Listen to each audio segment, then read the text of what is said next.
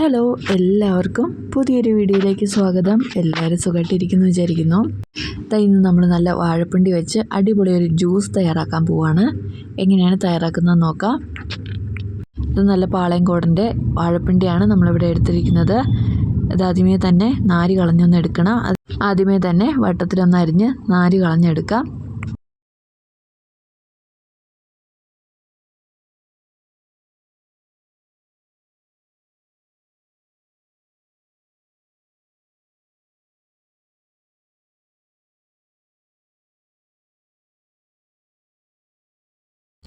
വാഴപ്പിണ്ടിയെല്ലാം നാര് കളഞ്ഞ് ഇതുപോലെ ഒന്ന് ആദ്യമേ അരിഞ്ഞെടുത്തിട്ടുണ്ട്.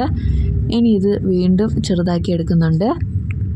ജ്യൂസ് അടിക്കാൻ നേരം നല്ല എളുപ്പം കിട്ടാൻ വേണ്ടിയിട്ട് കുറച്ചുകൂടി ചെറുതാക്കി എടുക്കാം. കത്തിക്ക് അരിഞ്ഞു കൊടുത്താലും മതി, അതല്ലെങ്കിൽ കൈ വെച്ച് ഇതുപോലെ ഒന്ന് ഒടിച്ചെടുത്താലും മതി. വളരെ കട്ടി കുറച്ചാണ് വാഴപ്പിണ്ടി അരിഞ്ഞെടുത്തിട്ടുള്ളത്, അതുകൊണ്ട് തന്നെ കൈ വെച്ച് ഒടിക്കാവുന്നതേ ഉള്ളൂ. ഇത് ഫുള്ളായിട്ടൊന്ന് ഇതുപോലെ ഒന്ന് ചെറു കഷ്ണങ്ങളാക്കി ഒടിച്ചെടുക്കാം. വാഴപ്പിണ്ടിയെല്ലാം ചെറു കഷ്ണങ്ങളാക്കി ഇതുപോലെ ഒന്ന് എടുത്തിട്ടുണ്ട്. ഇനി ഇത് മിക്സിയിലിട്ട് അടിച്ചെടുക്കണം. അതിനായിട്ട് ഇതിൻ്റെ പകുതി മാത്രം നമ്മൾ എടുക്കുന്നുള്ളൂ. 2 ജ്യൂസായിട്ടാണ് നമ്മൾ തയ്യാറാക്കുന്നത്. ആദ്യമേ തന്നെ ഒരു ജ്യൂസിനുള്ളത് പകുതിയോളം വാഴപ്പിണ്ടി നമ്മൾ എടുക്കുന്നുണ്ട്. ഇനി ഇതിലേക്ക് മല്ലിയിലയാണ് ചേർത്ത് കൊടുക്കുന്നത്. ചെറിയ 2 കഷ്ണം മല്ലിയില ചേർത്ത് കൊടുക്കുന്നുണ്ട്. അടുത്തായിട്ട് പുതിന, 2 ചെറിയ തണ്ട് പുതിനയും കൂടി ചേർത്ത് കൊടുക്കാം. ഇനി വേണ്ടത് ഇഞ്ചിയാണ്. ഇത്രയും വലിപ്പമുള്ളൊരു ഇഞ്ചി, ചെറു കഷ്ണം ഇഞ്ചി ചേർത്ത് കൊടുക്കാം. ഇഞ്ചി ചെറുതാക്കി അരിഞ്ഞാണ് ഇട്ട് കൊടുക്കുന്നത്.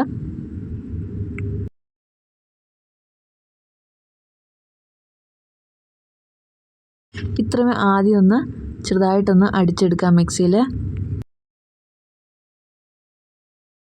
എല്ലാം ഒന്ന് ചതച്ചെടുത്തിട്ടുണ്ട്. ഇനി അടുത്തായിട്ട് ആവശ്യത്തിനുള്ള വെള്ളം, എന്തോരം ജ്യൂസാണ് നമുക്ക് വേണ്ടത് അത്രയും വെള്ളം ഒന്ന് ഒഴിച്ചു കൊടുക്കാം. നമ്മളിവിടെ ഒരു കപ്പ് വെള്ളമാണ് ചേർത്ത് കൊടുത്തിട്ടുള്ളത്. ഇനി നന്നായിട്ടൊന്ന് അടിച്ചെടുക്കാം. ജ്യൂസ് നന്നായിട്ട് അടിച്ചെടുത്തിട്ടുണ്ട്. ഇനി ഇത് അരിച്ചെടുക്കണം. നന്നായിട്ടൊന്ന് അരിച്ചുകൂടി എടുക്കാം. ഒരുപാട് ആരോഗ്യ ഗുണങ്ങളുള്ള അടിപൊളി ഒരു ജ്യൂസാണ്. തയ്യാറാക്കാനും അതുപോലെ തന്നെ എളുപ്പമാണ്. ജ്യൂസിന് പിഴിഞ്ഞെടുത്താൽ മാത്രം മതി. നമ്മുടെ ജ്യൂസ് അങ്ങനെ റെഡി ആയിട്ടുണ്ട്. ഇനി ഇത് ഫുള്ളായിട്ടൊന്ന് പിഴിഞ്ഞ് നമുക്കിതിൻ്റെ ജ്യൂസ് എടുക്കണം.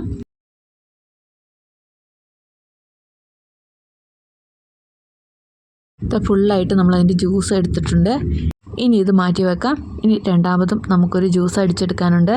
അതിനായിട്ട് വീണ്ടും നമ്മൾ ബാക്കി വെച്ചിരുന്ന വാഴപ്പിണ്ടി ഫുള്ളായിട്ടൊന്ന് ഇട്ട് കൊടുക്കുന്നുണ്ട്.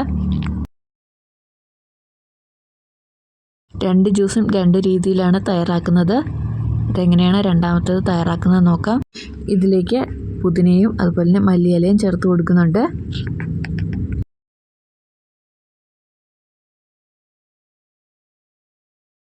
അടുത്തായിട്ട് വേണ്ടത് നല്ല കാന്താരിയാണ്. ഒരു 4 കാന്താരി ചേർത്ത് കൊടുക്കുന്നുണ്ട്.